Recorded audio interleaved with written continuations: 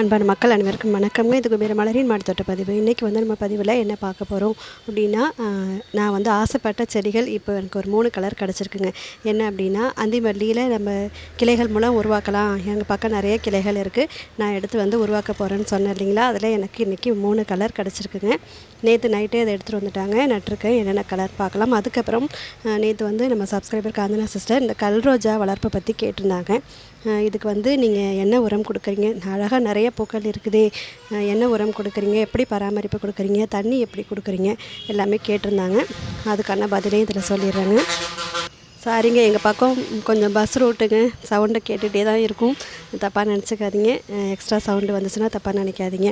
சரிங்க, இப்போ இந்த கல்ரோஜா வளர்ப்பு வந்து ரொம்ப ரொம்ப எளிமைன்னு சொல்லலாங்க.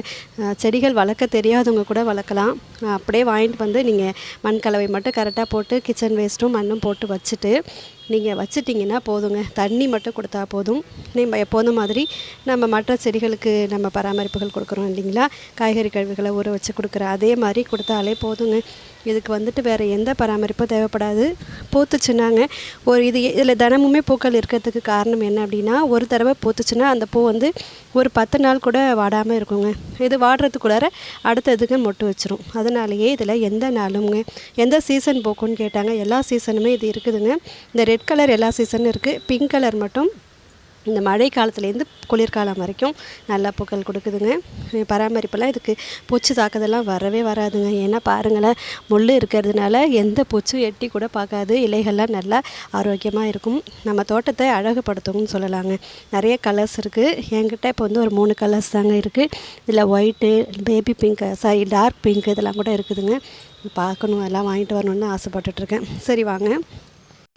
அதுக்கப்புறம் இன்னொரு விஷயத்தையும் உங்கள்கிட்ட காட்டணுங்க. இந்த கத்திரி செடி என்னாச்சுன்னா அப்படியே கீழே விழுந்துருச்சுங்க. என்ன காரணம்னா பாருங்கள், இப்போயும் வந்து ஒரே நேரத்தில் கிட்டத்தட்ட 15-16 காய்கள் இருக்குதுங்க. இது வந்து 3வது வருஷத்து செடிங்க. போன ஆடிப்பட்டத்துக்கும் ஆடிப்பட்டம் போட்டது. இதில் இன்னொரு செம்பருத்தியும் இருக்குது இந்த ஒரு க்ரோ பேக்கில். அப்படி இருந்தும் இதில் பாருங்கள், ஒரே நேரத்தில் இப்போ வந்து 16 காய்கள் போல் இருக்குதுங்க. எவ்வளோ ஆரோக்கியமாக இருக்குது பாருங்களேன். இந்த நீல கொத்து கத்திரி கிடச்சதுன்னா கண்டிப்பாக நீங்கள் வாங்குங்க. நான் இப்போ அடுத்த ஜெயா சிஸ்டர் கூட என்கிட்ட கேட்டிருந்தாங்க விதைகள் தர முடியுமான்னு. கண்டிப்பாக இப்போ காய்க்கிறதுலேருந்துட்டு நான் விதைகள் சேகரிக்கிறேன். இதுக்கு முன்னாடி இதெல்லாம் நிறைய பேருக்கு நான் கொடுத்துட்டேங்க. அந்த ஒரு செடி மட்டும் இல்லை, எங்கேயும் பாருங்கள் நிறைய இதுங்க காய்ச்சிக்கிட்டே தாங்க இருக்குது. சரி வாங்க, இப்போ அந்தி மல்லிப்பூக்கள் என்னென்ன கலர் எனக்கு கிடச்சிருக்குங்க அதை பார்க்கலாம். இது வந்துட்டு கனகாம்பர கலருங்க.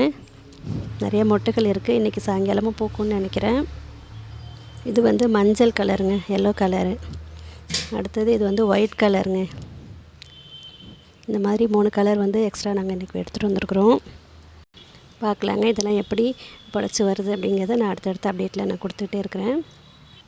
மாடி தோட்டம் தொடர்பாக நான் கொடுக்குற பதிவுகள் உங்களுக்கு பிடிச்சதுன்னா நீங்களும் நம்ம சேனலை லைக் பண்ணுங்கள், ஷேர் பண்ணுங்கள், எனக்கு சப்ஸ்கிரைப் பண்ணி சப்போர்ட் பண்ணுங்கள். நன்றி, வணக்கங்க.